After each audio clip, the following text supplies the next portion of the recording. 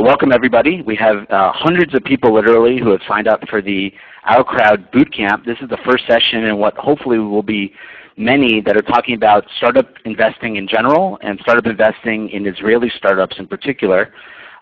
Before we start, I think it's best that we just give a little bit of a rundown. This session should hopefully last no longer than 1 hour. There will be an opportunity at the end to ask questions, so submit your questions through the Ask a Question button on your meeting burner panel. It will be a sort of an interactive event. There are two of us here at OurCrowd who will introduce that will hold the event. We want it to be interactive and to be very transparent in terms of what we're talking about. Submit the questions. We'll hopefully get to all of them at the end. If we can't, we'll definitely follow up via email. So moving on to the first slide, we'll do a quick introduction. I'm the guy on the right-hand side, although my hair is a little bit shorter now. I'm Zack Miller, and I help to run the investor community at OurCrowd. And OurCrowd, for those of you who don't know, is an equity crowdfunding platform that invests in Israeli startups. We've invested in over 26 startups so far since our launch 7 months ago. We've raised $17 million from the crowd.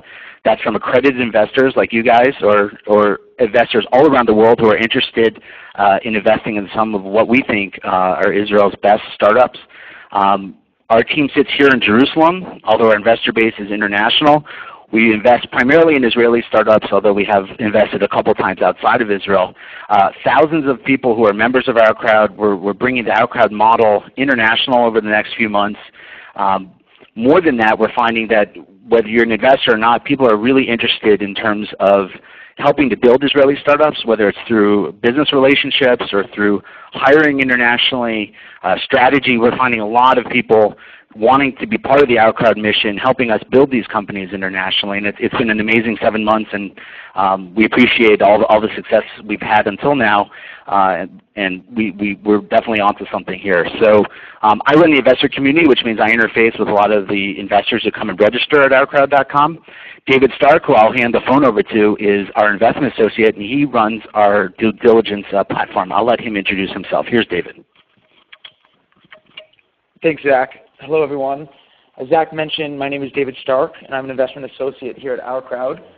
A little bit of background. Prior to joining OurCrowd, I studied business at Wharton and then joined Blackstone in their New York office as an investment analyst.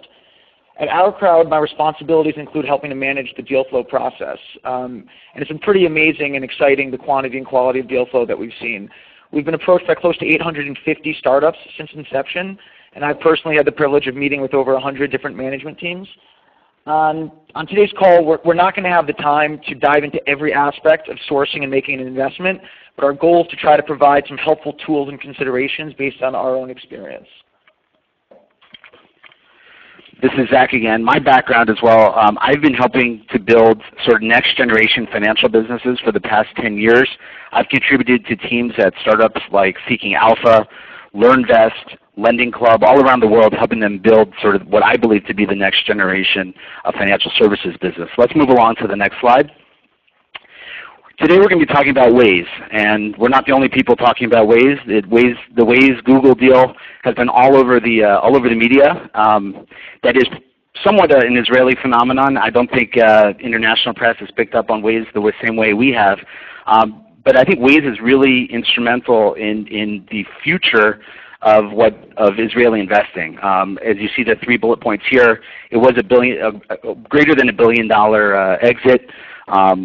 For those of you who followed the ins and outs of the story, there were a few bidders, including Apple, Facebook, and Google. And part of the negotiations centered around the Waze team angling to remain here in Israel, which is kind of a very interesting point. It also sort of hits on the fact that Israel is getting much better at addressing the consumer web. We'll talk a little bit more about some of the other companies that are in that space right now. But this, $1 billion exit right in the heart of consumer, we think that's a really interesting sort of tipping point within our history. So talking about the investment case for Israel. For some of you who are familiar with the Israel investment team, this will be sort of repetitive, but we hope that we'll go quickly through these slides. But the past couple years have been tremendously fruitful for Israeli startups. You see sort of the ups and downs, and that has to do somewhat with the macroeconomic condition. But what we're seeing here, as we move to the next slide is that the average M&A size is increasing, right? So in 2012, the average exit was $111 million. That's up from just $32 million in 2008. Already this year, we've seen some really big exits, and we think that bodes well for the future for Israeli entrepreneurs as well as Israeli investors. So I'd like to turn it over now to Gadi Mazur, who is actually OurCrowd's CTO and general partner. Gadi can introduce himself and talk about his relationship with Waze. Gadi? Hi, Zach. Thanks. So as Zach mentioned, I'm Gadi Mazur. I'm the CTO and general partner at OurCrowd. 20 years on the good side of the business, meaning the entrepreneurs. I had 3.5 startups over those years, even before they were called startups, from the early 90s. Sat on the advisory board of Research in Motion, now called BlackBerry, on a Senate committee that defined the U.S. wireless alert and response network. I did all kinds of things primarily on the mobile and wireless enterprise space. But actually, what I want to tell you about in this call is actually my experience with Waze. My experience goes back. I mean, first of all, I know from previous lives from the Army, pretty much all the leading guys at Waze. This is Zach. I'm sorry to interrupt. Can you talk a little bit louder? People are complaining that they can't hear you. Sure. Hope that's better. So I know the management of Waze called when they started LinkU Map from the very early days. I mean, actually from my Army service. And when one of the first funds, Zach, can you move to the next slide? The first funds that invested in them, one of the 3 funds that invested in them in the first cycle was Vertex. Vertex, Magma, and Blue One were the initial investors at, again, back then LinkU Map. And funnily enough, the partner that managed the investment at Vertex was a former CFO in one of my previous companies. So when he looked at that investment, he asked me to meet the guys and do some technical due diligence and get my opinion on this. There were basically 2.5 people at that time. So the 2 founders and a guy that was on his way to joining them, Uri Levin. I met them at the balcony of one of the guys. I came back to Ehud, to the partner at Vertex, about an hour later, telling him that I was blown away and that was basically the most disruptive technology I have ever seen. And I want to explain, because it touches Zach's next slides in this call. I want to explain what I thought back then and what really got me excited so much about the early days of Waze. So we're going back to 2008, and in 2008, in terms of wireless products, you had 2 killer apps. You were paying $30 to $40 a month for wireless email, aka back then only BlackBerry. So you would pay the carrier $30 to $40 for the monthly BlackBerry plan that provided you with wireless email, and in the very early days of wireless web on the BlackBerry devices. And you paid roughly $10 a month for navigation. Companies like Telenav were selling through the main carriers around the world, and even in Israel it was costly to get wireless navigation. So it was definitely not free. It was basically the next killer app after wireless email. 50%, roughly $5 per user per month, went back then to the map providers. There were big companies like TeleAtlas, like Navtech, that were producing the maps, and they were producing them by 2 methods. One is aerial photos that you took and then analyzed and created maps, and second was sending cars to actually drive the roads and get the maps created. Those 2 methods were extremely expensive, and of course not real time. So you would get maps updated once a year at the good in the good case, maybe even less in some areas in some other countries. And of course, that was not real time. So if a new road opened, it would take half a year to a year and a half to actually get the road appear in the next update of the maps. And those companies generated a lot of revenues from the maps. At that year, 2008, TomTom bought TeleAtlas for close to $4 billion. Nokia bought Navtec for $8 billion. So there were clearly large companies generating the map.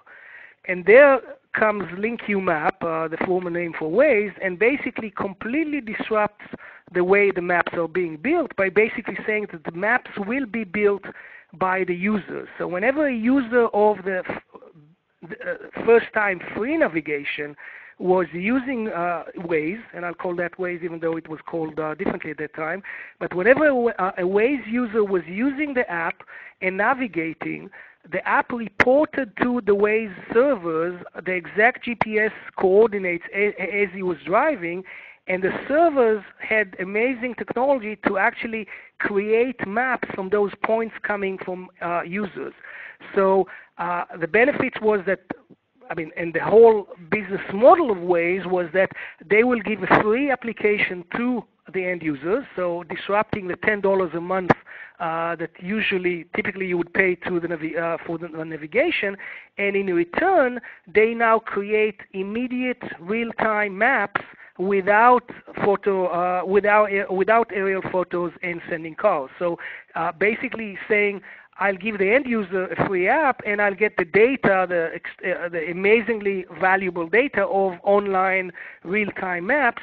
We now know that the main feature of Waze is traffic information, knowing which way to take based on real-time traffic. This is an outcome of a derivative of that real-time reporting to the server, but back then the main point was that actually the maps themselves were created by the users. So for the very early days, LinkUMap focused heavily on creating communities of drivers, of users. The whole concept back then was called Web 2.0, which was basically user-generated content to get content from the users to create content for the benefits of the community, and Waze was just riding that wave of Web 2.0 at the right time. I think that moving forward, if we pass kind of forward to 2010, 2011, and in 2013, Waze is also an amazing example of how a company actually dealt with bumps on the way, because Waze was not bought recently for the map information. Google has excellent map information, and on the road to this acquisition, they actually had to overcome three major bumps in their model. So first, about 2 years later, Google announced that actually they will provide the map information for free for third parties also. So that kind of got the whole value of the maps themselves to be lower. Then a little later, Google announced that they will provide voice navigation also for free, initially on Android and then later on other devices. So that was also a major bump. And then recently, about close to a year ago, Apple announced that they will provide navigation, free navigation on iPhone, which was 50% on 50% of the market.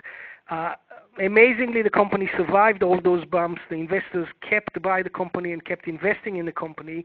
And to close the circle back to the beginning, the purchase was actually because of the social aspect of the Waze offering and the tight community and what they call the Wazers around Waze, which is the same focus from the very early days on close ties with the users, with communities, and with the initial thought of creating the value of creating the maps. But then as the world evolved and social became the hot buzz, that was the main value, not necessarily the map value. But to go back to the initial point, what I liked at the very beginning was, here is a company that comes to a multi-billion-dollar market, finds a way to completely disrupt and take and attack the guys that account for 50% of the revenues in this by something that is driven by the users in a completely different method than everything before. Zack? I want to thank Gadi for providing us with that unique first-hand perspective And now that we described what investors saw in Waze back in 2008, we want to shift gears and discuss a little bit about how individual investors can create a system of finding and evaluating early-stage investment opportunities that puts them in a better position to find the next Waze. I want to start with an important disclosure, and that is that it's not easy finding a billion-dollar opportunity. They're few and far between. And taking Blue Run as an example, which was one of the early investors in Waze, when Waze exited this year, it had been over a decade since Blue Run's last billion-dollar exit, which was back in 2002 with PayPal. So investing in early-stage companies always involves significant risk and uncertainty. The way that we mitigate that risk is through taking a portfolio approach and through having certain tools and techniques that we use every day to mitigate that risk and improve our chances of success. And those same tools and techniques can also be used at the individual level. So now I'm going to hand it over to Zack, and Zack is going to talk about how to build your deal flow pipeline. Thank you, David. And I'll reiterate what David said. A lot of this presentation is built upon the same methodologies that we use internally at OurCrowd, but we've created this presentation in a way to make it accessible to individual investors who don't have teams of investment analysts like David poring over hundreds of deals every few months. So let's first talk about the first step, which is building a deal flow pipeline. And I'm not exactly the right person to speak to this. This is not exactly my role, but we all take part in this process at OurCrowd. We've created a very large web, and I don't mean internet, I mean web in terms of relationships, to bring in deal flow. Some of it comes over the web. We have a channel through which people can submit their business plans through us. A lot of it comes over through email, through people we know, forwarding things over as well. And referrals, and people in the business know that, referrals are typically the best way to get access to good deals. These are things that individuals can create as well through your business relationships, through your relationships with lawyers, with legal professionals who are seeing deal flow coming across them, through accountants. You can actually build sort of your own expert network that brings in these types of things. Attending events, as you guys know, Israel's great, has a lot of events here that are very, very contributive in terms of meeting new people and getting access to deals. We put a couple of those resources here in this slide, Tech Aviv, Garage Geeks.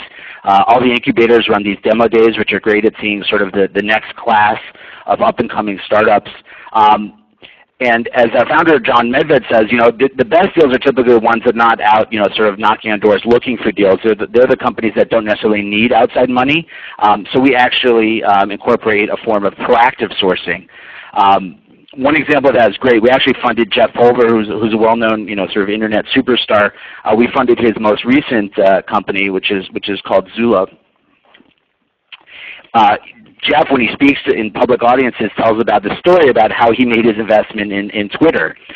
When he heard Union Square, which was the VC that first funded them, was investing, he just went onto Twitter, tweeted at them, and said, "Hey guys, can I get in?" And eventually he did, and the rest is history. But the point is that just because you've seen a deal, you see something's happening, doesn't mean you can't get access to those deals. Be proactive. Pick up the phone. Send an email. You never know what's going on behind the scenes, but be proactive. And through that proactivity, you never know what's going to happen. And definitely, that's one way to get in. How do you get access to know what's going on, what companies are fundraising, what companies are looking for money or have just raised? OurCrowd, obviously, and is in that game. We're a resource. We have the deals that show up on our website are ones that we're putting our own money in. So they're a limited subset of all the deals in Israel that are raising money. AngelList has the ability to identify, to search for Israel in terms of geography, so you can get a list of Israeli companies that are listed there. Crunchbase is great, not necessarily for proactively sourcing new deals, but at least to see old deals. Crunchbase is doing a good job reaching out to angels and to professional investors, venture capitalists, to make sure that all deals are getting indexed there and making it very easy to do that. And the rest is just by reading, right? Like picking up the Wall Street Journal, Geek Time, any of these types, any blog, No Camels, that's writing about Israeli startups, a great source of information for future deals. So our next slide has to do with you have to build the pipeline to get the initial top of the funnel, get deals, just to sink your teeth in. The next stage is actually going through and screening those. I'm going to let David talk about that slide. So often your first exposure to a company will be in the form of an elevator pitch. So an elevator pitch is a succinct, easy to understand description that's intended to get you excited about the investment opportunity. So I think that there are three key things that you should look for in a good elevator pitch: the idea, the market, and the team. So in terms of the idea, we like to invest in companies that are solving a problem. So there's two facets to that. One is that there is a real problem that exists and has been clearly defined. And the second is that the company has actually developed a solution to that problem. When you hear the idea of the company, you should immediately be able to understand why one day that thing could gain mass adoption. The second thing is market. It's really nice when a company has developed a solution for a problem, but if that problem only applies to 5 people, it's less interesting as an investment opportunity. So our general rule of thumb is that we only invest in companies that have an addressable market size of $500 million or more in annual revenue. Lastly is team. I can't stress enough how important it is to invest in good teams. There are obviously a lot of different ways to evaluate a team's abilities. One thing that we like to do is invest in serial entrepreneurs. Actually, the research shows there was a 2008 paper out of Harvard called Performance, Persistence, and Entrepreneurship. And the research actually showed that serial entrepreneurs who had prior successes have a 30% chance of being successful in subsequent ventures compared to 18% for first-time entrepreneurs. So this can be attributed to a number of different factors, but the data does show that serial entrepreneurs are more likely to succeed and therefore should be given extra consideration. The next thing is coffee chat with the founders. So if the elevator pitch appeals to you and it's an idea that seems exciting and you can check the box on idea, market, and team, so the next step is to actually meet with the founders. The whole concept of blink theory is that rapid cognition could be insightful. So in the first 2 seconds of sitting down with the company, you might have an instinctive reaction, and you should actually listen to that because it could tell you a lot. That being said, the more experience that you have, the more your intuition can be trusted. I actually remember that my first VC meeting after coming over from private equity was with a company that it was me and Penny Lazowick, another partner here at OurCrowd, and we sat through the entire pitch. The company left, and then I went into Penny's office to discuss the company, and Penny said, I totally did not like that. And I said, what are you talking about? That was the most exciting, greatest idea that I've ever heard. I was able to persuade Penny that one of our other partners should meet with them as well. That partner subsequently also determined that it was the worst company that he had ever met with. And I soon realized after meeting with hundreds of companies over the coming months that that company was not interesting, and I had just been excited because it was the first company that I had seen. So I think that it's really important that as you see more and more companies, you'll have a better and better sense of what's good. And then lastly is the pitch deck. So every company should have a slide, a PowerPoint presentation. And I think what this shows more than anything is that they've really thought through the different elements of the business. So you want to see that they have a clear go-to-market strategy, they have a clear business model, that they are aware of the competitive landscape. These are all important things for you to see up front.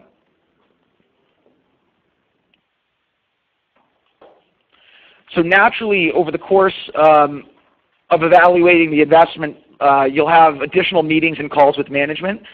And you should come prepared to each one of those calls and meetings with specific issues that you'd like to drill down on so that you can continue to peel away the layers. So just to highlight a few different things that you should focus on in your research.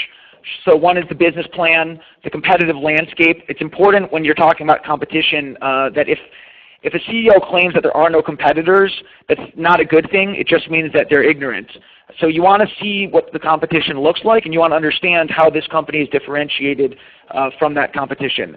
And you want to understand industry trends and forecasts, intellectual property, financial projections, and you want to get HR references about the founders, which is pretty easy in Israel because there's usually only about 2 degrees of separation. So I just want to highlight one thing in particular about the research, and that's financial projections. I think the key thing to focus on here is the cash burn of the company.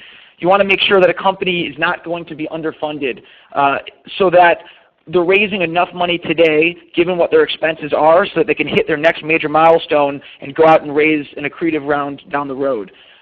Revenues, to be honest, in early stage companies, it's less important. What you do want to understand is they've kind of have an identified pipeline and they know what their clear path to those revenues are is more important than what the actual projections are. Then the next steps that you would want as part of your in-depth diligence is speaking to customers and strategic partners. We're actually going to be providing a handout after the webinar. We're going to send out a link where you can see one of the OurCrowd templates that we use for those interviews, and you can use those as a resource. Then the next thing is it's really important to bring in someone with real domain expertise who can help give their opinion, and you can have a third-party perspective. I'm going to actually hand the phone back over to Zach, who's going to address the issue of what if you don't have that person within your personal network, how can you actually find an expert? Thanks, David. So I actually wrote a book in 2010 called Trade Stream Your Way to Profits, Building a Killer Portfolio in the Age of Social Media. And that book, and believe me, it was not a bestseller. I wrote that book for me. But that book talked about building a platform, a free platform online of sources of investing information. There's tons of information out there. I call that the trade stream. People are actually inputting information about investments 24/7.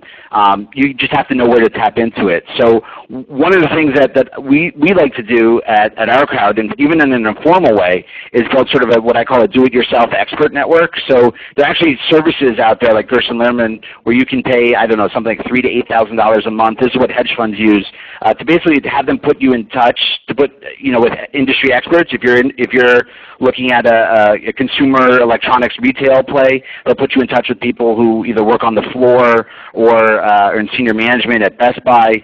These are all things we can do on our own. It just saves time, and so definitely individual investors can build these things themselves. Go on to LinkedIn. There was a great book written by Chris Camillo about 18 months ago called Laughing at Wall Street, a very successful public markets investor who basically built his own expert network by going onto LinkedIn, joining groups, reaching out proactively with questions that he had about specific investment ideas, and building sort of on an individual investment basis a group of people who were totally domain experts and people he could tap and get information from. These people are actually very accessible, and you just need to reach out to them. In this vein as well, and the rest of our presentation is going to talk about sort of our scorecarding methodology. We'll also, as David said, we'll be sending out a link to our customer interview forms.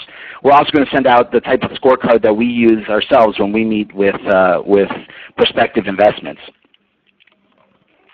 So for the next slide, that's going to talk about sort of the last part of this process, which is legal negotiation and diligence. I'm going to let David handle that one.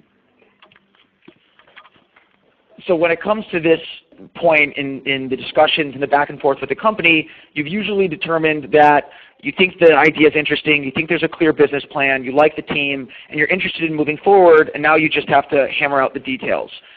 So the first, I guess, key issue to discuss is that of valuation. Valuation really depends on the stage of company that you're discussing. There are different methodologies that people use, but at the end of the day, we like to say that early stage company valuations are more art than science. They're essentially a negotiation exercise. Again, this is assisted by being able to see hundreds of companies that are out in the market, and you have your finger on the pulse of what standard valuations are for given companies in a sector at a particular stage. But even if you don't have that volume of deal flow, there's a lot to go on in terms of what a valuation should be based on.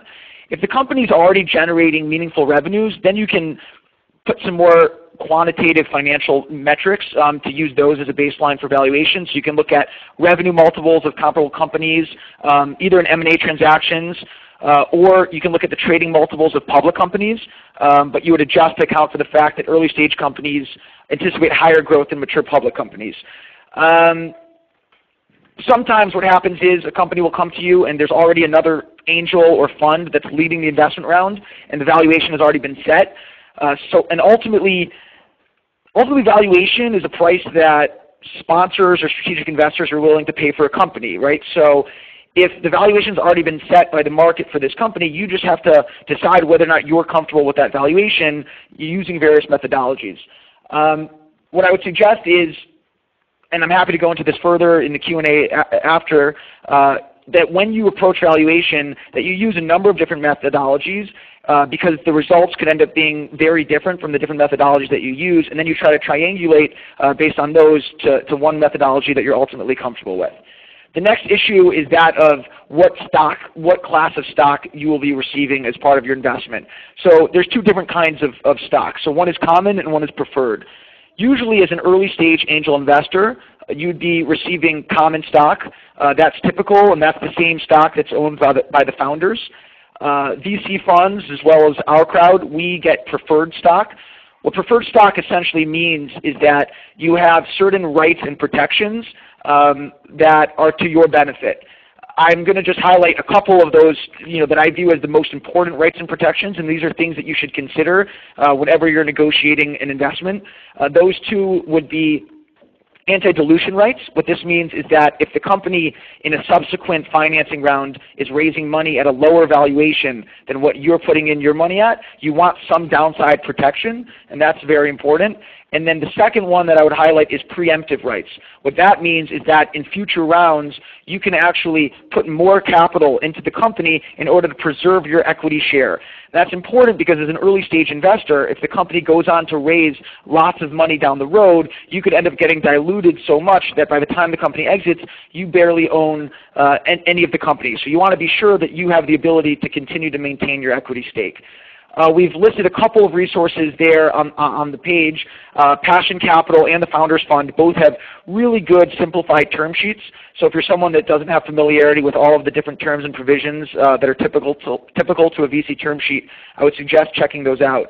And then lastly, there's the issues of legal diligence.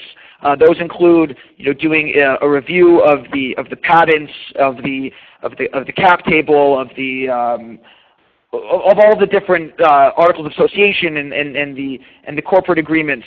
So that's a last step, and usually you would want to involve a lawyer in that step of the process. So now Zack is going to discuss what do you do after you've signed a term sheet. You've made the investment, and then how can you actually be involved on an ongoing basis with the company? Thanks, David. So, I mean, there's a certain stream of investors that will say, even from the onset, like if you can't add value beyond your capital, maybe you shouldn't invest. This is a question we ask ourselves a lot at OurCrowd, and I think it's a very important one. So, access to capital is relatively becoming a commodity at this point. As an investor, you can put your money anywhere. And so the idea is that you want to be able to take your background, your skills, your experience, beyond the capital that you're providing to be able to provide real impactful value to your investment. And that can come in a variety of ways. That can come in through potential customers for a startup, through partnerships, through hires, through investors. We've actually formalized this process at OurCrowd and created what we call our mentor network, where we actually are tapping industry experts, industry leaders, putting them in contact with our startups and helping them help themselves in terms of building their own businesses. And obviously as an investor, and people who are entrepreneurs can speak to this as well, but there's a balance, right, between being annoying and being helpful. You want to be engaged enough that you actually know what's going on in the company, but you also have to have trust and a communication channel set up enough with the company to allow them to do what they do best and run the company. And that all comes from having aligned expectations and really having good open communication channels. So definitely startups want your help. They want you to be able to contribute in a meaningful way. They don't necessarily want you calling every week and asking for an update. So that can be set up front. Obviously if things go wrong in the startup, everything gets thrown to the fan and things have to change. But I'm saying in the beginning it's very important to set expectations, set the communication channels, and really come in and be able to provide value. That's what entrepreneurs are looking for. So we're moving to the next slide. So, this is the slide that everybody showed up for. I don't have a magic formula how to identify the next waves, but we're going to talk about a process, and I think investing, particularly in startups, it's process driven. We're going to talk about the methodologies that we've used and that we've sort of distilled that anybody can use essentially to identify what we believe to be the next winning exit. We use a 6-point investment checklist. We're going to talk about Waze, and so Gadi Mazur, who knew Waze very closely early on, was able to address this. These are our 6 points. David alluded to them earlier. Great team, large market. Is it easy to understand? David and I were talking about before this call. is that really essential in terms of investing? It's important for our crowd. When we go and put a company that's raising money on our platform, it has to be easy to understand for investors, but we really think that that's important for any type of investor. Peter Lynch, who was one of the best performing mutual fund managers who worked for Fidelity Investments, he wrote a whole book, and he had this great quote that said, invest in a company that even a moron can understand, because one day morons might be running that company. So it's very important that the business is easy to understand. Warren Buffett, by the way, is one of the most famed investors anywhere. He only invests in easy to understand businesses. We like to see traction. Traction can happen in a variety of different ways. It can be revenues. As David said, those aren't necessarily that important early stage, but it can come with beta customers. It can come with partnerships. Everybody seems to have a Wix partnership these days. So there's lots of different ways to get traction. And sponsorship. We really want to see sort of a good cadre of individuals surrounding a company, supporting a company. They could be advisors. It could be board members. And lastly, we're at the end of the day, we're all investors, and we want a good deal. We think Waze stacked up pretty well on this type of scorecard. What we thought would be interesting now at this point in the webinar is to sort of pivot to talk about this methodology and really using real life case studies in companies that we've invested in already to talk about how we've sized them up and why we like them. The first thing we're going to talk about in our 6-point scorecard is a great team. So I'm going to turn that over to David, and we're going to talk about AE squared. So the first in our kind of real-world examples of our portfolio companies is AE squared. One of the things that attracted us to AE squared was the team. So the co-founders of AE squared had sold 3 companies between the two of them and had already raised a first round of VC funding for this company. So Eitan, the CEO, he had already sold one company to Salesforce.com and the other to F5. And Avi had been the director of development to a company that was acquired by Intel. So this was something that made us really excited about getting into this opportunity. AE squared is, by the way, is a company that focuses on data security for the growing bring your own device trend to the enterprise. So when you want to access your corporate data on your iPhone or on your Android device in the workplace, AE squared provides the enterprise with a security solution. The next issue on our checklist is large market. So the example that I pulled for large market is Fireblade. Fireblade is actually another company in the information security space. Fireblade protects websites from bots and from cyber attacks that scrape information. So here, when you're talking about the potential market size, it really is every web hosting company, every large commercial site, any company that's database driven and that wants and cares about securing their assets. So that's a really huge market, and it's one of those companies that you think could scale almost infinitely and then have a really strong upside. The next item on the checklist is easy to understand. So for easy to understand, using Abe's Market as an example, Abe's Market is an online marketplace for organic and green products. So essentially, it can be summed up with the tagline of Amazon for green products or Whole Foods online. So I think that's a company that really epitomizes having a very clear and easy to understand value proposition. The next thing on the checklist is traction. So a company that we recently invested in named Kella, which is in the corporate intelligence and business intelligence space. What we liked about Kella was that their growth was really high. They were showing 250% revenue growth year over year, already had a few $1 million in revenue, and already had reached the point of profitability. And included in that was they had significant traction with really top-tier customers, both in the Fortune 100 as well as top hedge funds. The next item on the checklist is sponsorship. So we believe that investing is a team sport. And again, the data actually shows that strategic co-investors increase the probability of a startup being successful.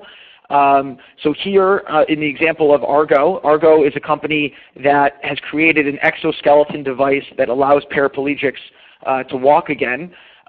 We were investing alongside some of the top Israeli venture capital investors in the medtech space. Those include Pontifax, Israel Healthcare Ventures, and SEP Vitalife.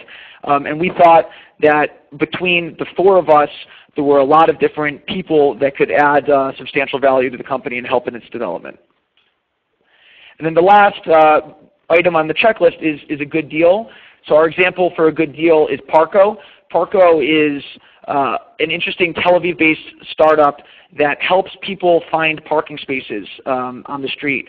And here, again, we can't disclose what the valuation was because it's not public, but we were investing at a very low valuation to compensate for the fact that there was significant risk where the company would really only succeed if it achieved critical mass, because it was important to have both a supply and demand of parking spaces, and there was a very strong network effect that was required. So we got in very early at a very low valuation, but believed that Parco is the type of company that, if it were to catch fire, could eventually have Waze-like potential.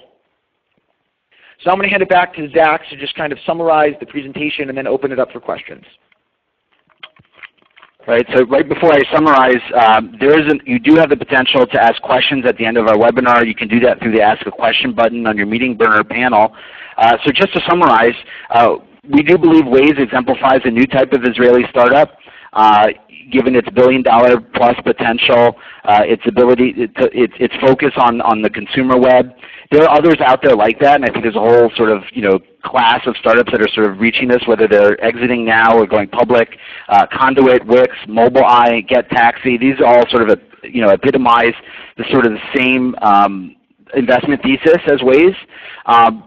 And as we think we've done in this presentation, finding quality angel investments is it's an art and a science, but it does require a formal process. It's not something that you just sort of get involved in one time and get lucky. There are people out there who do that. Most of us don't do that.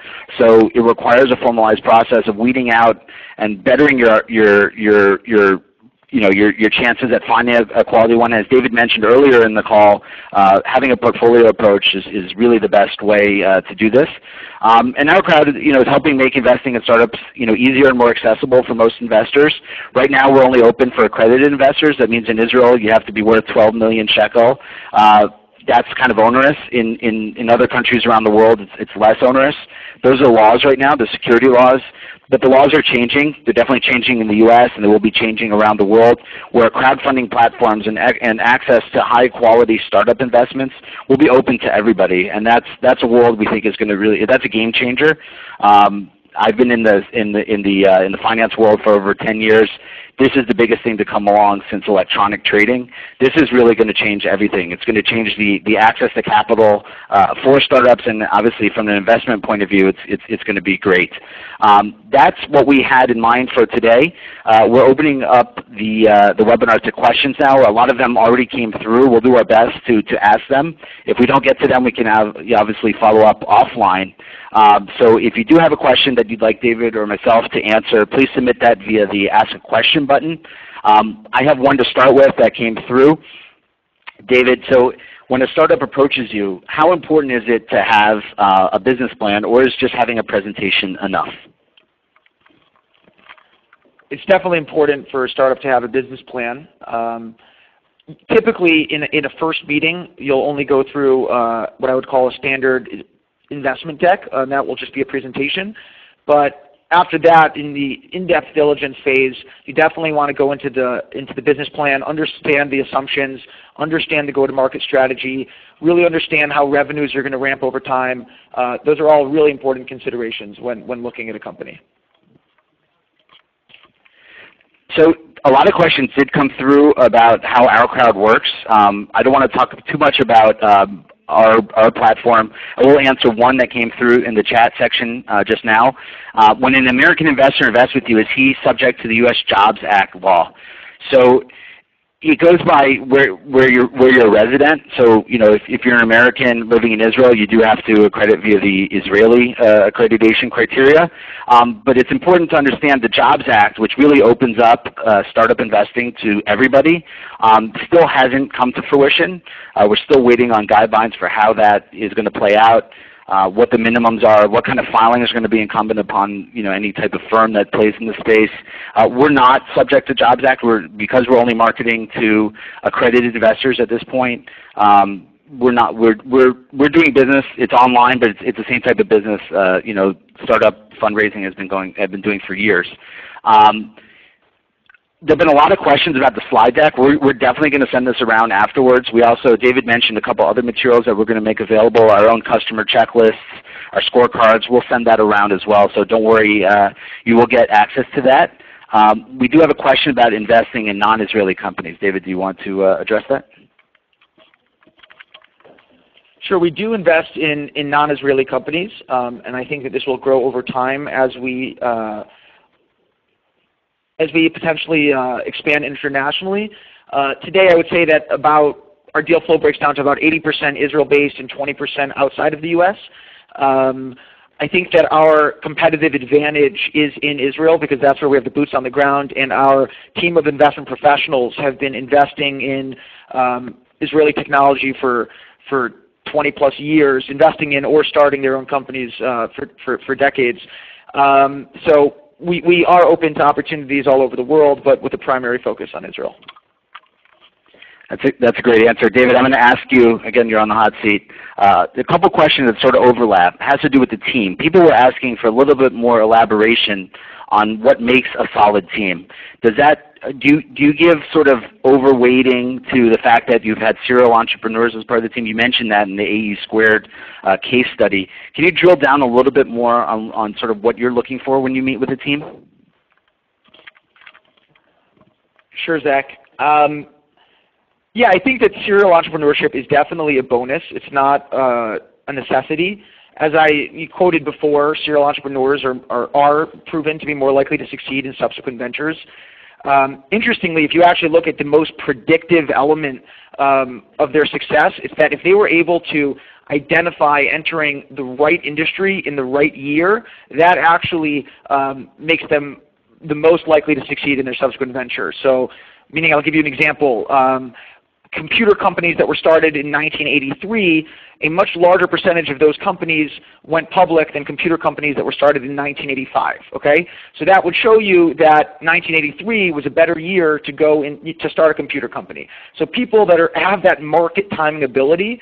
So research has actually shown that that's a skill and not just luck, and that if you've done that once, you're actually likely to do that again. So that's kind of one of the reasons why we put added weight on successful serial entrepreneurs. That being said, we've also invested, probably about half of our investments have been in first-timers. I think that for first-timers, you want to know what their relevant experience is. If they have domain expertise and they've worked at other companies, that's great, even if they haven't founded their own startup. If they've been involved in previous startups and been there from kind of inception to exit, that's extremely valuable, even if they weren't the founder. I think what we like to see is that they're very passionate about their idea, that they believe in it. Our CEO, John Medved, likes to say that he's not going to make a commitment in your company until you've made a commitment in your company. So he wants to see that you've totally thrown yourself into it. Those are all important things that we take into consideration. Here's an important one. Somebody is asking if you're David Stark related to the Starks from the Game of Thrones. I think we'll put that one back. Here's a good question, and this has to do with angel investing in general. What happens when a crowdfunding company needs a next round of financing, David? Like, who sort of spearheads the process? How does OurCrowd think about participation in later rounds of investing? So first of all, it's a great question. I'd say it's probably the #1 question that we get about our model. We always intend to continue to invest in our good companies. In fact, that's one of the rights that that I mentioned are really important for you to invest in, to secure as an investor. So we always have preemptive rights in our investments because we want to be able to continue to participate in future rounds. The very nature of our model is that with every round, we're going to have to go back to the investors and open it up to the crowd and see if there's demand. We don't have a lot of experience in this, but we've already done about 3 or 4 follow-on investments to date. What we've seen is actually close to 100% participation in next rounds by the investors in the initial rounds. And then we've also seen new members of the crowd joining in for those follow-on rounds. However, if a company is not making progress and has little to show in terms of development since the first round, yes, it might be difficult to raise money for that company, but it would be equally as difficult to convince a VC fund who made that initial investment to continue to believe and put money into that company as well. There were a couple questions about accreditation criteria. Because OurCrowd is an international investment platform, we have to abide by the local investing criteria that's set by local securities authorities. I'm not a lawyer and I don't want to speak to that. We have the accreditation criteria up on our website. If you go to join at OurCrowd, you can actually see the criteria. There's a pull-down box depending on what locality you're located in. The U.S. laws are changing. There was a question addressing that. In some way, we're going to be able to open up the platform to U.S. investors. There will be a different accreditation process. I can't speak to you exactly how that's going to look like. It may require more filings in terms of your tax returns, or at least some statement from an accountant or a lawyer attesting to your accreditation criteria. That's in flux right now. We're reviewing that. We're working with lawyers, but it's changing. And what's exciting about the entire crowdfunding sort of space is that the securities authorities recognize that this is an incredible way to get capital, much needed capital, to local companies, and they're doing their best to sort of open it up. The trick here, and it's something we're very concerned about and we're focused on, making sure that this is risky capital. These are risky investments, right? The average, there's a 20% success rate when you invest in a startup. You have to build a portfolio. You have to manage risk, just like you do in any other type of investment. So we want to make sure that we're doing that lock in step with how the authorities are addressing that. There's some questions in the webinar panel about contacting us. You can definitely send your, is it dealflow at OurCrowd.com? Dealflow at OurCrowd.com is the best way to submit a proposal. You can submit whatever materials you have. We'll definitely take a look at that. We look at everything that comes in. Next question, can companies be in ongoing business, or do you only see big exits as a success? Meaning, are they startups? Do you only invest in startup level activity? That's not what they're saying. So, David, I'll let you answer that. So I also think that this is a good question. And again, if I understood the question correctly, is a company only considered a success if it results in a large exit, or is it okay if that company continues to be a big business as an ongoing entity that distributes dividends to its investors? So I think that that's one of the unique advantages of our model, or for any of you to invest as individual angels.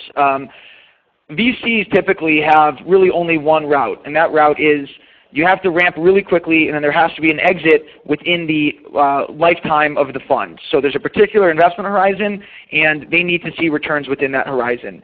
Our capital behaves very much like that of angel capital, and that's that we're interested in seeing a return. As you alluded to in your question, the return could come in different forms. So it could either be through a big exit, or it could be through the company continuing to grow and being very profitable and issuing dividends to the investors, and we welcome that. So the next question that just came through is there a minimum investment? On our platform, there is a minimum investment, and it's an investment of $10,000 is the minimum. There are other websites out there that welcome investments of smaller amounts, but OurCrowd is currently set at a $10,000 minimum.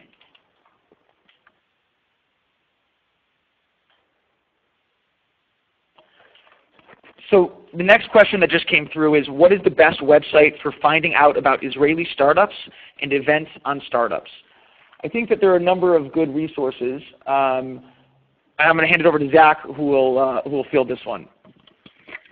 So we do our best at OurCrowd to sort of make those resources available. So if you follow us on social media, on our Facebook page, or on our Twitter handle at OurCrowd, we do our best in terms of tweeting out events, letting people know we have a social media manager who's focused completely on that. We run some of our own events that are great. We're definitely not the be-all, end-all. We work alongside a lot of the other great organizations here in Israel that are doing great things. As has come up in the chat, No Camels is a great resource. We tweet that one out a lot.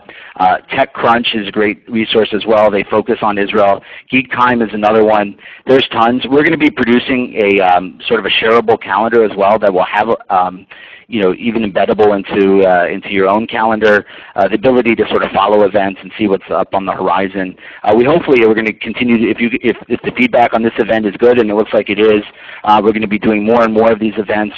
As David said in the beginning, this was a very high-level thing. We're almost at an hour. We're very sensitive to make sure that we give you the information, you guys get along with your day. But this was a very high-level presentation about the process. We can drill down into any individual one of these channels, whether it has to do with negotiating term sheets, whether it's valuation. We plan on doing that in the future, and we'll make sure that if you're interested that you'll be made aware of those. So someone asked about sort of how OurCrowd makes money, which is a very fair question. If you're investing through any type of intermediary, it's an important question to ask, whether it's through the stock market or through private companies. We charge a management fee. It's similar to a regular VC, and this is only on invested capital. We charge 2% a year, capped at 3 years, so that comes to 6%. We charge a 4% sort of incidental legal fee as well. So typically off the top, it's about a 10% investment, 10% fee of your investment, and then we take 15% of the carried interest, meaning if there is an exit and monies are distributed, the investors typically get paid back first, and then we take 15% of the profits. A lot of those fees as well, as the market is changing, are also changing, so it's definitely important to keep your eyes open and do more due diligence on that. I think we're nearing the end. By the way, if you look in the chat panel, there's a events link that somebody can click on. Yaniv, thank you for submitting that to everybody. That looks like an event calendar, so that's a great way to do it. That pretty much brings everything to a head here. Thank you guys for joining. David and I both thank you. This is OurCrowd. We're happy that you attended. We're available if you have more questions on how this whole process works, whether it's OurCrowd in particular or whether it's just startup investing in general. Let us know if you want to have more, if there's specific topics you'd like us to field. We're here for you as well. So thank you very much, guys, for joining us. This will conclude our first OurCrowd boot camp. And hope you guys have a great day, and we'll be in touch.